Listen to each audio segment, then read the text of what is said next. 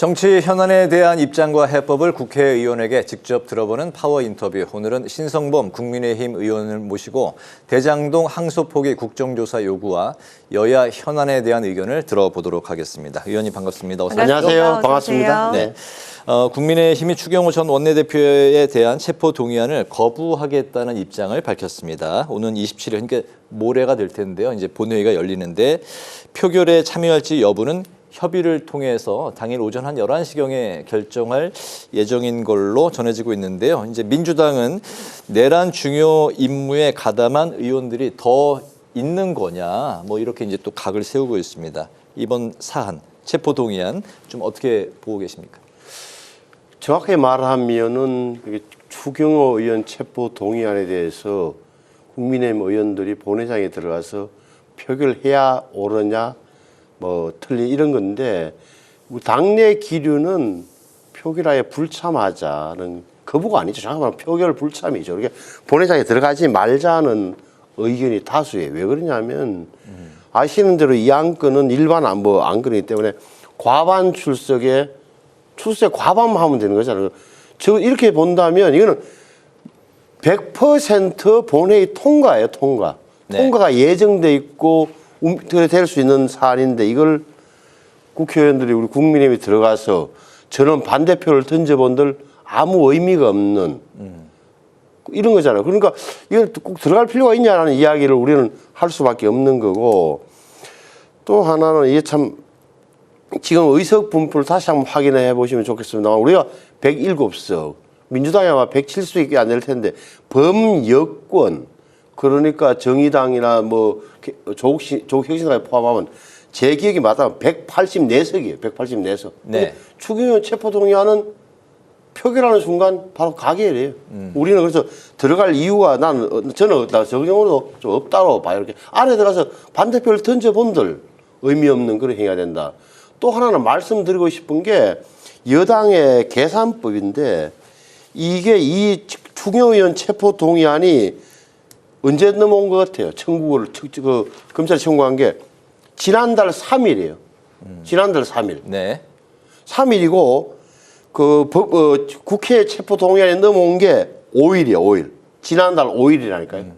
그러면 우리가 보통 이런 거는 국회에 보고된 지 72시간 내에 표결할 수 있게 되잖아요. 우리 상식처럼 이렇게 나오잖아요. 네. 근데 이걸 오늘 27일로 모레로 딱 일정을 잡아놨어요. 왜? 자, 27일 날 추경호 의원 체포 동의안이 통과된다. 그다음에 얼마 걸리겠어요? 통과된다면 어떻게 법원으로 넘어가잖아요.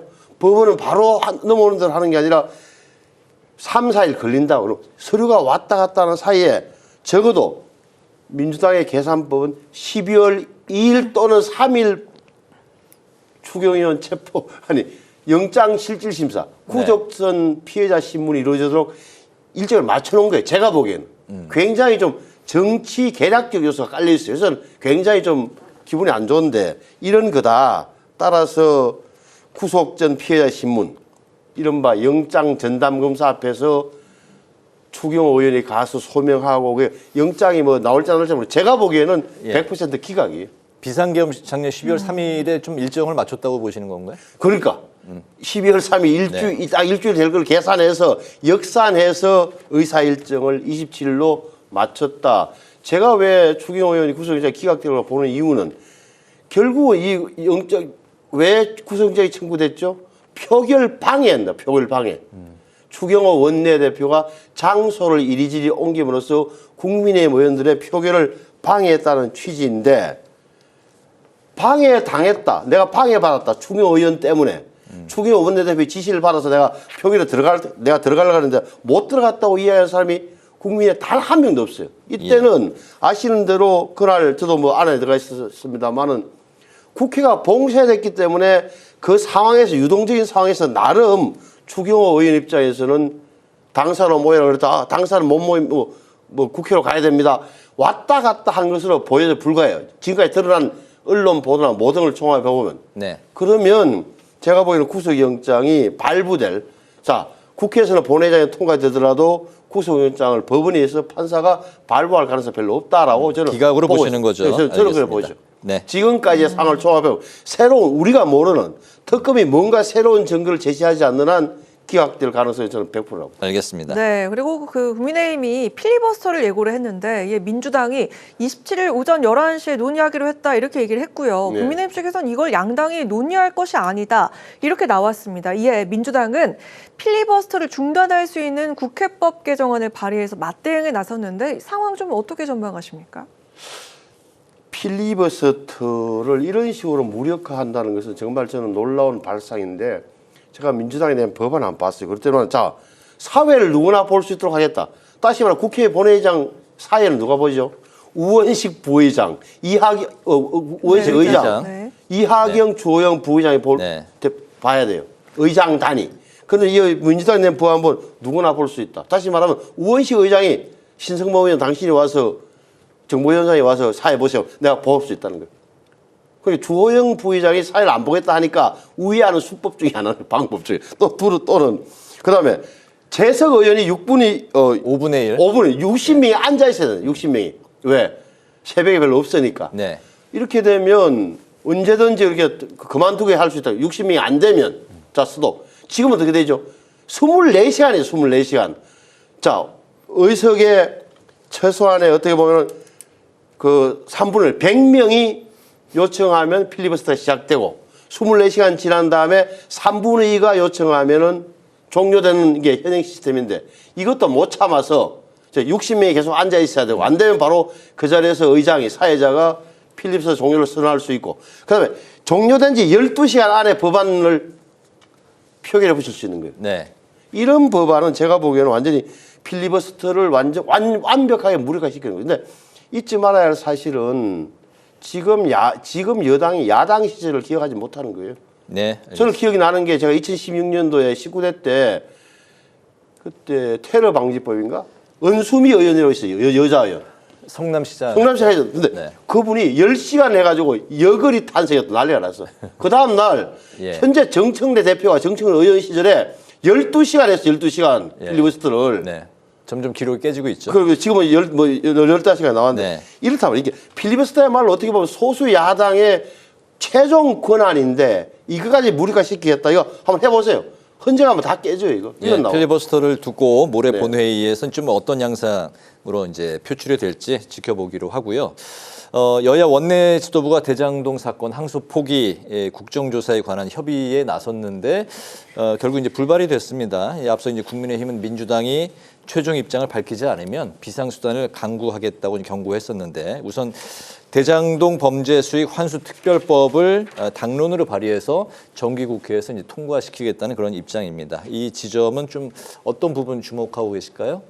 저는 국정조사는 무조건 필요하다고 봐요. 그러니까 이 대장동 사건의 핵심이 뭐냐. 적어도 공공이익, 다시 말하면 성남시, 바꾸고 말하면 성남도시개발공사로 가야 할 개발일 7,800억 원이 네. 김만배 등 민간업자들에게 넘어갔다는 것인데 이걸 항소를 포기했기 때문에 적어도 이제 환수를 못하는 거잖아요. 그러면은 도대체 그러면 이런 게 국정조사를 국회에서 해야 되는 거예요. 물론 민주당도 국정조사를 주장해요. 근데 요체는 뭐냐? 민주당의 주장은 대장동 수사 자체가 잘못됐다고 해서 타겟이 당시 검사들 향하는 검사들. 우리는 그게 아니죠. 보면은 과연 왜 이렇게 수사는 그걸 포함해서 전반적으로 마지막까지 왜 이렇게 돼서 항소 포기했냐까지 보는 거든.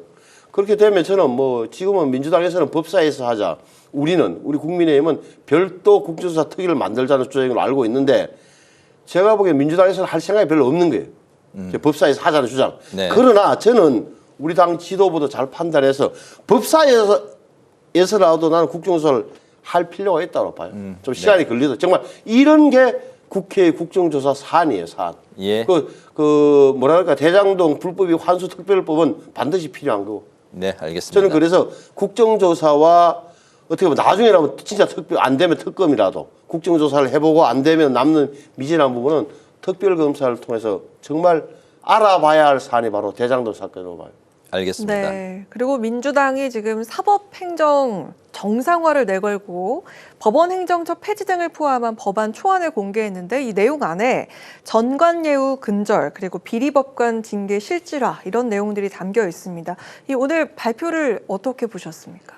그건 괜찮은 거예요. 예를 들어서 대법관 그만두고 나서 대법원 사건을 맡지 못하도록 하자. 괜찮아요. 3년이든 6년이든 저는 뭐 찬성하는 건데 오히려 그 안에서 발표 안 된 게 이런 게 있더라고요. 내가 보니까 대법원 지금 판사 인사를 누가 합니까? 대법원장이 어떻게 하죠?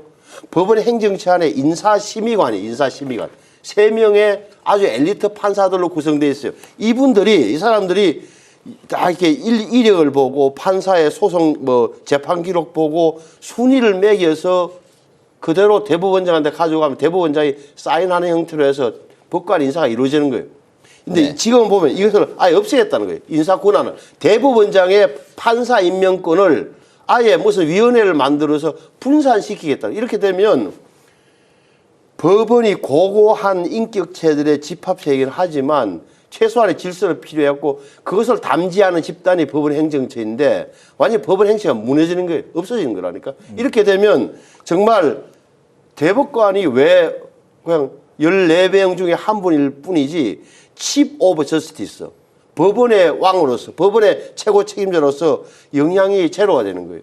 이 밑에 발상은 지금 조희대 대법원장이 마음에 안 든다, 불만이다라는 여당 인식의 그 이상 이하도 아니다. 저는 뭐 몇 가지는 괜찮은데 발상 자체가 동기 자체가 저는 불순하다고 봐요. 네네, 알겠습니다. 다음 주 이제 12.3 비상계엄 1년을 이제 앞두고 있는데 민주당이 내란 전담 재판부 설치를 이제 재추진하기로 결정을 한 것 같습니다. 대통령이 귀국하면 바로 처리하겠다 그런 입장인 것 같은데요. 국민의힘이 이제 당연히 이제 반대 입장을 고수하고 있는 상황이고.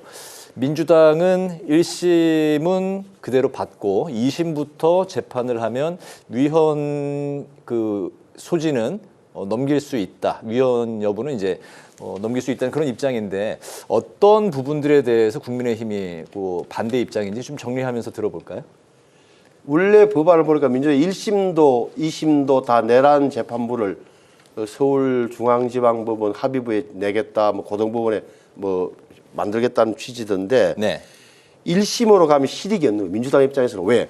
지기현 판사가 마음에 안 들든 이진관 부장이 마음에 들든 간에 이렇게 특별재판부를 만드는 순간 윤석열 지금 감옥에 있는 윤석열 전 대통령은 1월 16일이면 나와요.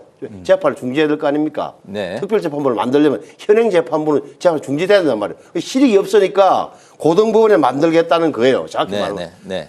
근데 이게 지금 전체적으로 나라에서 12월 3일 이후에 국회는 국회대로 검찰은 검찰대로 공수처로 싸움을 있었지만 모든 법적 절차를 거쳐서 전직 대통령이 처벌받고 감옥에 있는데 내란 재판부가 왜 또 필요하냐 말이에요. 왜 필요하냐고. 결국은 지기현 판사, 조희대 원장에 대한 불안감을 갖고 있는 거예요. 그 이상 이하도 아닌 게 이 상황이에요. 그래서 내란 전담 재판부는 이름이 뭐든 간에 이것은 굉장히 입맛이 안 맞는 판사를 그냥 배제하겠다. 우리 입맛에 맞는 판사로 바꾸겠다는 건 이상 이하다. 아까 서영교 의원이 네. 지기현 판사를 꽂았다 그러고 재판에. 그 굉장히 법사위원을 알고 있는데 조심스럽게 말해야 될 부분이에요. 우리가 알고 있기로도 전자배당에 대해서 지기현 부장이 맡고 싶어서 맡은 게 아니라 떠밀려서 맡은 거란 말이에요. 그 사람의 스타일, 재판 스타일이 어떤지 저도 유튜브를 봤지만 웃기는 대목이 있지만 적어도 지기현이기 때문에 안 된다. 따라서 고등 부분은 우리 딱 특별검찰도 만들고 특검도 됐고 고등 부분에서도 별도의 패스를 통해서 만들겠다. 우리 입맛에 맞는 재판 결과를 만들어냈다는 것은 굉장히 조급한 것이에요. 왜? 지금 봐더라도 윤석열 전 대통령 재판이 잘못 진행되고 있다고 판단할 근거가 있나요? 지기현 부장의 태도 외에는, 말투 외에는.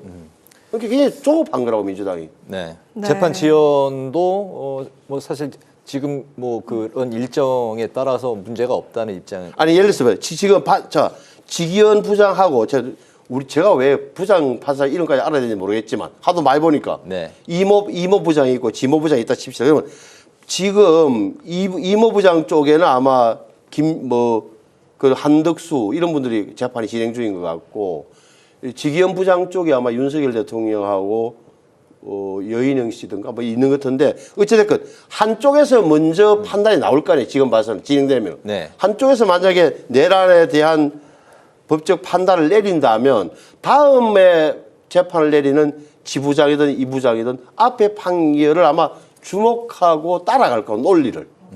왜 동료 판사의 결정에 대해서 아니다라고 판단할 근거가 별로 없다면 네. 차용하는 게 어떻게 보면 상례이기 때문에 그렇다면 민주당 입장에서도 전혀 판결 결과를 예단하고 불안에 떨 필요가 없을 텐데 왜 저렇게 특별재판부까지 만들겠다고 하는 것인지 저는 심히 의심돼요. 그 예. 발상 자체가. 알겠습니다. 네. 그리고 의원께서는 그 정보위원장으로서 국가기밀과 안보를 위해서 힘쓰고 계신데요. 네네. 그 올해 알려진 것만 해도 외국인이 군사시설을 촬영하다가 적발된 사례가 9건이나 된다. 이렇게 됩니다. 수사기관이 적극적으로 대응하기 어려운 상황이다. 이렇게 우려를 하셨는데요. 이미 그 언론에도 이렇게 보도가 되고 있는 그런 상황인데 어떤 대응책이 좀 마련될 수 있을지 들어보겠습니다. 그러니까 이게 참 뭐라 그럴까 우리 형법에 보면 간첩죄라는 게 적국을 위하여 간첩한 네. 자 이렇게 적국을 그 적국은 뭐냐 국가보안법상 우리 적국은 북한으로 되어 있다. 그래서 예를 들어 중국 국적자, 일본 국적자, 미국 국적자가 우리 군사시설에 대한 정탐을 시도하더라도 처벌할 근거가 약해요. 간첩죄가 적용 안 돼요. 이렇게 예를 들어 간첩을 행위를 했다 하더라도 네. 북한 국적인이 아니라면 그 결국 할 수 있는 게 뭐냐 군사기지 및 군사시설 보호법 뭐 유튜브로 촬영을 했다더라 국정원을 촬영했다더라 어디 부산에 있는 함대 사령부에 잠수함을 항공모 이렇게 안 된단 말이에요. 그러니까 이거에 대해서는 우리가 좀 간첩죄를 바꾸자. 간첩죄가 적어도 외국을 거기서 중국이 됐든 일본이 됐든 미국이 됐든 네. 좀 바꾸자는 논의가 활발하게 되고 있고 저희들은 당연히 찬성이고 민주당 일부 의원들도 찬성하고 있어요. 그래서 저는 간첩죄 조항을 빨리 바꾸는 게 급선무라고 봐요. 알겠습니다. 마지막 질문 드리겠습니다. 국민의힘 지도부가 주최한 경남 창원 집회에 이제 최근에 참석을 하셨는데 의원님 그 지역구가 여기 이제 포함이 돼 있죠. 경남 산청, 함양, 거창, 합천. 네. 이 자리에서 이제 그 의원님의 발언이 좀 이제 주목을 받았습니다. 바로 국민의힘이 기득권자들의 대표 정당이 돼서는 안 된다. 그래서 이제 이 발언의 진위가 뭐냐 이제 나오고 있는데 그래서 이제 그런 의미 듣고 싶고 앞으로 이제 의정 활동 한 해가 이제 한 달 정도 남았습니다. 어떤 계획 갖고 계신지 같이 좀 들어볼까요? 아니 이제 지금 한국 정치를 표현하는 말 중에 하나가 불로소득 정치라는 말이 불로소득. 내가 잘해서 지지율이 올라가고 표가 많이 되는 게 아니라 상대방이 잘못해서 상대방이 실수해서 내가 올라가는 그런 구조인데 네. 지금 그게 이재명 대통령 하는 걸 보면 정부 하는 걸 보면 이 항소 포기다 김현지 씨 문제다 무슨 경제 문제다 뭐 한미 통상협상 결과다 많은 어떻게 보면 최민희 우리 과방위원장 건까지 있는데 지지율이 우리가 야당이 안 올라간단 말이에요. 야당이 이 대목이 뭐냐 하는 저희 지점을 좀 주목하는 거죠. 저 같은 경우는 그래서 어떻게 보면 지금 12월 3일이 1년 전의 일이라고. 네. 그래서 모든 국민은 일상으로 돌아갔어요. 매일 먹고 살기 바쁘고 한데 정치권만 여당은 야당을 향해서 아직도 내란 정당 프레임을 씌워서 계속 이야기하려고 그러고 우리 당의 일부 또 지도부도 완전하게 잊고 있던 걸 다시 한번 해서 체제 전쟁으로 가야 된다 이렇게 이야기를 하고 있단 말이에요. 저는 그게 좀 답답했던 거고 그래서 우리 야당이 국민의 일상생활과 좀 더 밀착해줘야 네. 이 정부도 긴장한다. 다시 말하면 먹고 사는 문제에 대해서 우리가 대안을 제시하는 게 중요하다. 좀 더 정확하게 말하면 이 정부가 돈을 푸는 문제, 재정 확대 정책이 앞으로 우리나라에 미칠 악영향이라든지 또 기업을 저렇게 올가면은 법안들이 결국은 경제 우리 활력을 잠식해서 한국 경제가 어려워지는 거 이런 걸 따복따복 이야기해서 우리 편으로 적어도 야당이 믿음직하다는 그런 걸 전치해 와야 된다는 제 생각을 이야기했던 거고 그래서 우리 지역이 특히 경남이니까 경남 네. 지역은 우리 당 지지율이 높지만 네. 적어도 우리가 기득권 지역의 유지들 위주 정당이 돼서는 안 된다는 이야기를 하고 싶었던 거고 그래서 네. 좀 지역의 유지들이요. 우리가 바뀌어야 된다. 네네. 뭐 여당도 우리가 공개해야 되지만 무엇보다 근본적인 이유는 우리가 바뀌는 게 중요하다는 이야기를 하고 싶었습니다. 알겠습니다. 네. 자, 이제 오늘 파워 인터뷰 마무리할 시간이 됐습니다. 오늘은 국민의힘 신성범 의원을 모시고 여러 국내 정치 현안과 관련해서 들어봤습니다. 오늘 말씀 잘 들었습니다. 고맙습니다. 감사합니다.